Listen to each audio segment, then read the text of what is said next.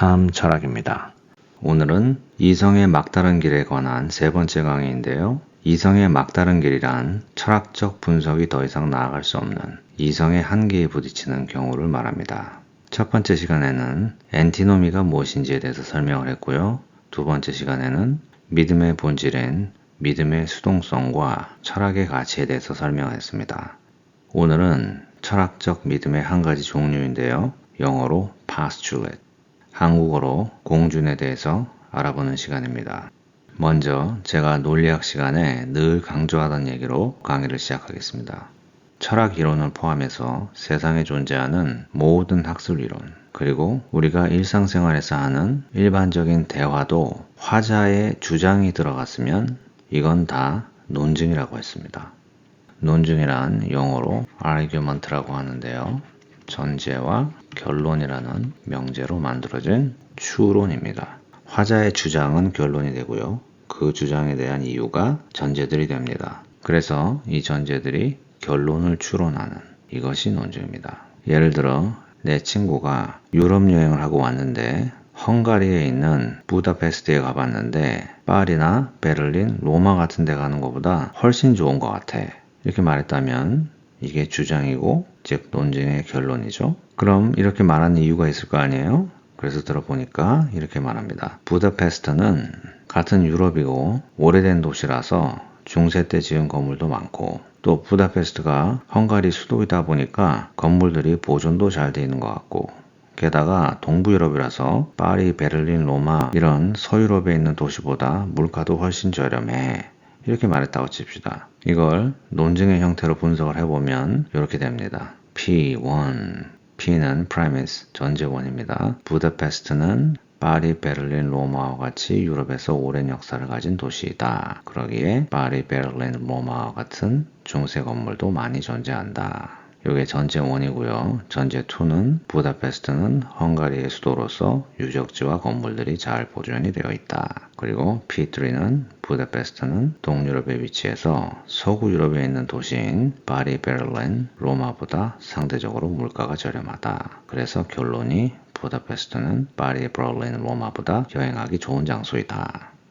네, 잘된 논증이죠. 귀납 논증입니다. Inductive argument. 자세히 말하자면 가설과 관찰에 의한 귀납 논증입니다. Argument from hypothesis and observation.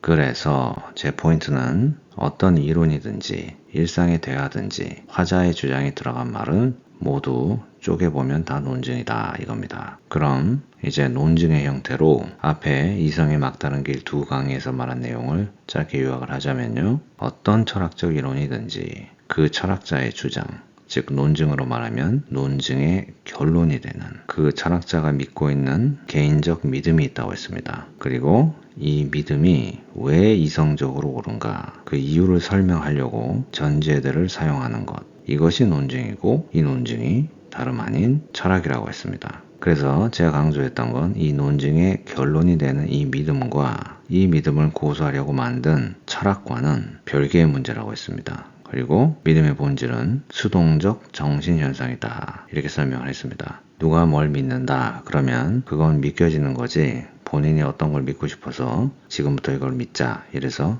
믿게 되는 것이 아니라고 설명을 했습니다. 네, 여기까지 제가 전 시간에 한 겁니다. 그럼 오늘은 다른 종류의 철학적 믿음을 소개해 드리려고 합니다. 논증의 형태에서 볼 때 결론이 믿음이다. 지금까지는 이렇게 말씀드렸는데요. 결론을 추론하기 위해서 사용되는 여러 전제들 중에 가장 핵심이 되는 전제들도 또 믿음입니다. 이것이 오늘의 주제입니다. 그러니까 결론만 믿음이 아니고 그 결론을 뒷받침하는 가장 핵심이 되는 전제가 믿음이라 이겁니다. 이렇게 되면 철학 이론 자체가 믿음으로 시작해서 믿음으로 끝나는 거잖아요. 그럼 이런 생각이 드실 겁니다. 이게 무슨 철학이냐? 종교나 문학이지. 네, 그런데 철학자들은 이 사용하는 전제가 믿음이 되지만 나는 이걸 자명한 진리로서 믿는다 라고 말할 때의 믿음이라는 의미에서의 믿음입니다.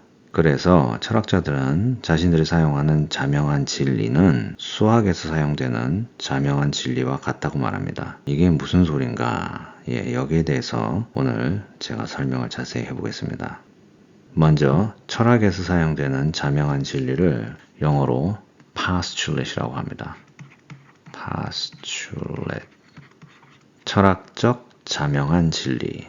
philosophical self-evident truth라고 합니다. 이 self-evident truth가 자명한 진리인데요. 이 self는 그 자신이죠. 그리고 evident는 증거. 그러니까 자기 자신이 진실 또는 진리라고 말하고 있는 자기 자신 외에 다른 증명이 필요 없는 그런 명제를 말합니다. 철학에서 사용하는 기본적인 postulate로는 서로 모순되는 두 명제가 동시에 참일 수 없다. 이런 게 있습니다. 이건 논리적으로 자명한 진리죠. 따로 증명이 필요 없죠. 어떻게 모순되는 두 명제가 동시에 참일 수가 있습니까? 그죠?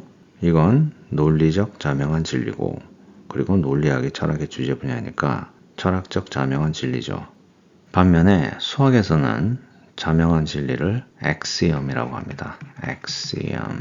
그래가지고 이거는 mathematical self-evident truth죠. 그래서 예로는 직선이란 두 점을 잇는 가장 최단의 거리이다. 이런 겁니다. 이것도 누구나 동의할 수밖에 없는 따로 증명이 필요 없는 자명한 진리죠. 그래서 철학적 자명한 진리는 postulate라고 하고 수학적 자명한 진리는 axiom이라고 한다. 이겁니다. 한국어로 제가 찾아보니까 공리란 말이 있더라고요. 여기 제가 공리 이렇게 썼죠. 공공의 이치, 공공이 다 인정하는 즉 특별한 증명이 필요 없는 이치이다.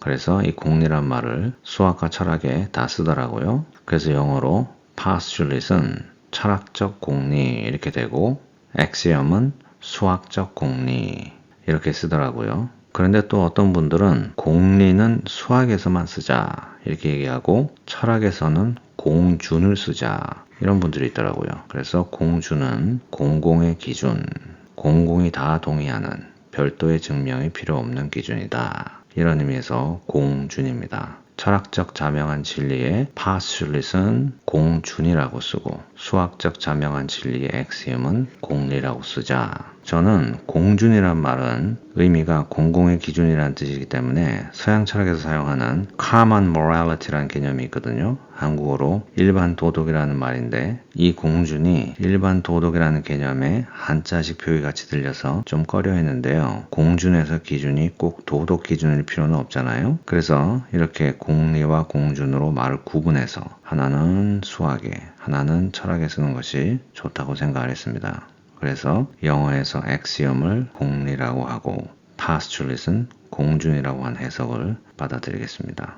그래서 수학의 axiom, 공리는 얘가 직선이란 두 점은 있는 최단의 거리다. 이런 것이고 철학의 postulate, 공준은 서로 모순되는 두 명제가 동시에 참을 수 없다. 이런 겁니다. 그리고 이건 모든 사람이 동의하는 자명한 진리다. 이거죠. 그런데 문제는 철학에서 사용되는 postulate이 공준이 이런 모두가 동의할 만한 postulate만 있는 게 아닙니다. 예를 들어서 인생에서 가장 중요한 윤리 덕목은 이것이다. 즐거움을 추구하고 고통을 피하라. 이건 어떤가요? 여러분이 들으시기에 이게 모두 동의하는 자명한 진리로 보이시나요? 참고로 이 말은 BC 3세기의 그리스 철학자였던 에피쿠로스의 말입니다. 고대의 히도니즘, 철학적 쾌락주의의 창시자입니다. 그리고 현대 철학에서 공리주의자들도 이 말을 자명한 진리로 받아들입니다.